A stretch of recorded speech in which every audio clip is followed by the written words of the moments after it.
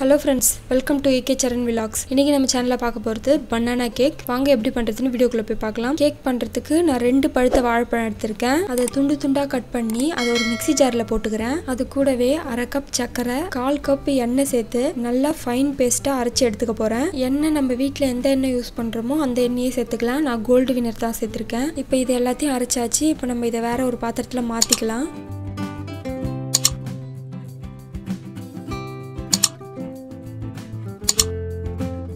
இப்போ இதிலேயே 1 கப் மைதா, 3 tablespoon cocoa powder, 1 tablespoon baking powder, 1/2 tablespoon baking soda, அது கூடவே ஒரு பிஞ்ச் சால்ட் சேர்த்து இதை நல்லா ஜலிச்சுக்கணும். இந்த கேக் ரெசிபி பார்த்தீங்கன்னா வீட்டில் இருக்க குட்டீஸ்களுக்கெல்லாம் கண்டிப்பாக பிடிக்கும், ரொம்பவே விரும்பி சாப்பிடுவாங்க. ஜலிச்சதுக்கப்புறம் விஸ்க் வச்சு இது எல்லாத்தையும் நல்லா மிக்ஸ் பண்ணணும். நல்லா மிக்ஸ் பண்ணதுக்கப்புறம் 1/2 கப் பால் எடுத்திருக்கேன்.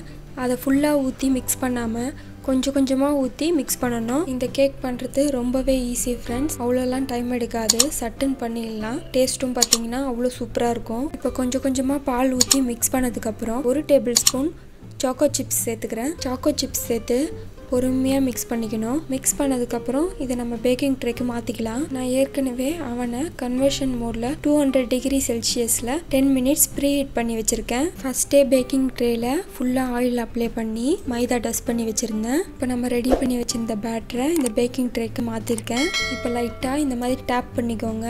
இப்போது இது மேலேயே கொஞ்சம் சாக்கோ சிப்ஸ் எடுத்து தூவி விட்டுக்கிறேன். கேக் ரெடி ஆனதுக்கப்புறம் சாப்பிடும் போது ரொம்பவே நல்லாயிருக்கும். அவ்வளோதான். இப்போ நம்ம இதை அவனில் 180 டிகிரி செல்சியஸில் 35 மினிட்ஸ் வச்சு எடுத்துக்கலாம். நான் ஏற்கனவே சொன்ன மாதிரி ஃபஸ்ட்டே நான் அவனை ப்ரீ ஹீட் பண்ணி வச்சுட்டேன். அதுக்கப்புறம் இப்போ கேக் பேக் பண்ணுறேன். இப்போ நான் இதை அவன்லேருந்து எடுத்துட்டேன். பனானா கேக் ரெடி ஆகிடுச்சு.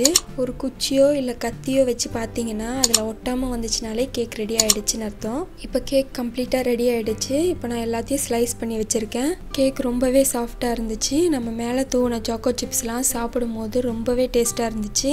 ஓகே ஃப்ரெண்ட்ஸ், இந்த வீடியோ உங்களுக்கு பிடிச்சிருந்துச்சுன்னா லைக் பண்ணுங்கள், ஷேர் பண்ணுங்கள், கமெண்ட் பண்ணுங்கள். ஏகே சரண் விலாக்ஸ்க்கு சப்ஸ்கிரைப் பண்ணாத நண்பர்கள் சப்ஸ்கிரைப் பண்ணுங்கள். பாய்.